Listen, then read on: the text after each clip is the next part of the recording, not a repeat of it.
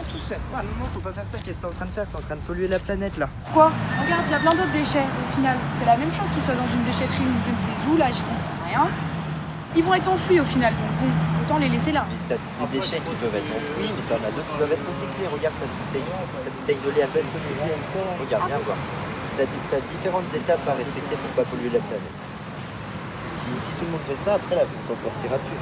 Regarde, pour respecter la planète, il faut pas que ça... Il y a un ordre. D'abord, t'as le terrassement, la couche d'argile, la branche d'étanchéité, les drains, les tuyaux et puis pour capter du biogaz par exemple. Et après, tu as ta couche de gravier. Et enfin, tu peux mettre tes déchets. Ah d'accord, donc là, mes déchets, je peux pas les enfouir. Non, voilà. Mais du coup, c'est quoi les différents types de tri que je peux faire? Bah, tu vas avoir les ordures ménagères que tu vas mettre dans ta poubelle de tous les jours. Tu vas avoir tes verres que tu vas mettre dans des poubelles exprès, qui sont souvent dehors. Et enfin, tes bouteilles jaunes.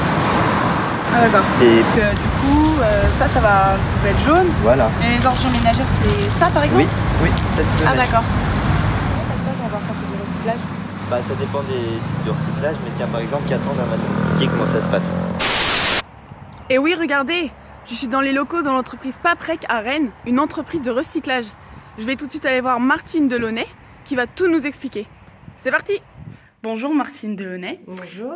Donc vous êtes assistante d'exploitation en charge de la partie pédagogique dans l'entreprise Paprec. Que fait exactement justement l'entreprise Paprec en ce qui concerne le recyclage des déchets? Nous, on va stocker les apports de collecte sélective, les trier et les envoyer vers les différentes filières de recyclage où là, ils vont avoir leur seconde vie.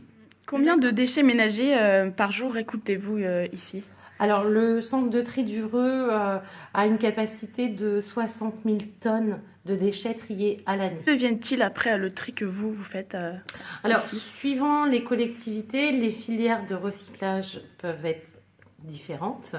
Le papier, nous, pour Rennes Métropole, par exemple, va servir à faire du papier et notamment entre dans la composition du Ouest France. Donc le journal qu'on a pu lire ce matin, on va le retrouver dans 2 ou 3 mois. Le carton va servir à faire du carton, de la cartonnette. L'acier et l'aluminium qui se recyclent à 100% et à l'infini vont rentrer dans les objets du quotidien, en acier, en alu. Les plastiques également se recyclent à l'infini et ils vont servir recycler, c'est utiliser un déchet comme matière première. Et là, on va réutiliser nos déchets en les recyclant et en évitant de puiser aussi dans nos ressources naturelles.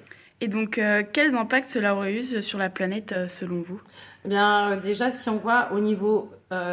si tous les citoyens du monde avaient la même consommation que les Européens, on aurait besoin de 3 planètes en ressources naturelles.